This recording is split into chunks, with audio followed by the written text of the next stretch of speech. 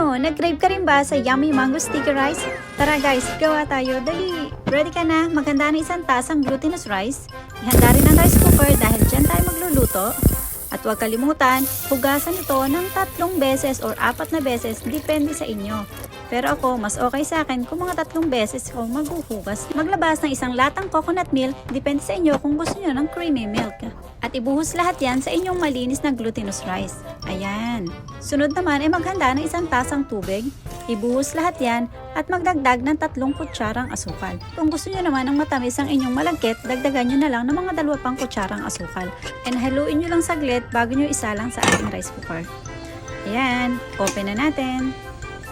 Next naman ay gagamit ulit tayo ng isang latang coconut milk, isang latang kondensada, at mangga. Kahit anong klase mangga, basta matamis at basta dilaw. Para lumabot naman ang ating sauce, magdadagdag tayo ng 2 kutsarang cornstarch at tubig. Ngayon, ibuhusan natin lahat ng ating mga wet ingredients, coconut milk, condensed milk, lahat, as in lahat, at magdadagdag din tayo ng tubig, mga kalahating baso lang. Huwag kalimutang haluin para mawala yung mga buo-buo. Silipin naman natin ngayon ang ating sinaing na malagkit kung okay na.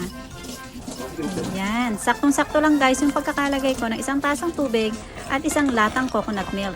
Ayan, huwag kayong mag-alala kung malambot kasi mamaya is maiiga pa yung tubig niyan and magiging okay na siya. Habang inaantay nating mainin ang ating malagkit, magluto na rin tayo ng sauce. Ayan, haluin nyo muna mabuti bago nyo ibuhos sa inyong kaldero. Yung mga buo-buong natira sa loob, huwag nyo nang isama. And huwag kalimutang hinaan din yung apoy, ilagay nyo lang siya sa medium heat para hindi naman masunog agad. Sa pagluluto nitong sauce, bantayan yung mabuti guys, lagi nyong hahaluin dahil madaling masunog yung ilalim niyan. Ganan lang yan, halo lang ng halo.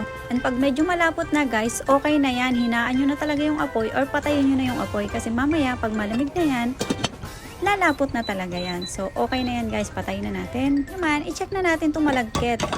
Wow! Ang ganda ng pagkakaluto guys. Saktong-sakto lang talaga siya. So, ayan. Medyo sticky siya, hindi siya dry, at hindi rin naman siya sobrang basang-basa. Ayan, i-ready na natin ang mangga, balatan na natin. Hindi siya masyadong yellow, pero sana matamis naman siya. So, ayan, kahit anong hiwa, okay na yan guys. Tara, i-prepare na natin para naman matikman na natin kung masarap tong ating mango sticky rice. Para po sa mga hindi nakakaalam, ang mango sticky rice po is famous sa Thailand.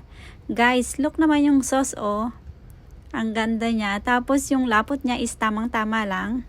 Sana is masarap talaga. Tara, tikman na natin guys. Dali. And bago yan, lagyan rin natin ang mga palamuti. Wala kasi akong sesame seed, so nilagyan ko na lang ng chia seed. Basta seed, okay na yan. Ayan.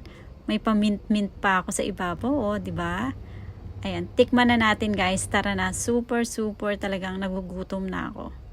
Eto na, tikman na natin. Unang subo guys is para sa inyo. Super yummy. Grabe, ang sarap promise. Ang sarap talaga promise. Guys, marerecommend ko tong recipe na to. Hindi man to yung original na recipe, pero okay na siya guys. Ang sarap niya, promise. At yung tamis niya, saktong-sakto lang yung malagkit. Hindi siya ganun katamis. Yung sauce guys, super yummy. Okay na sa akin. Ayan, thank you for watching guys. See you on my next video. Bye bye.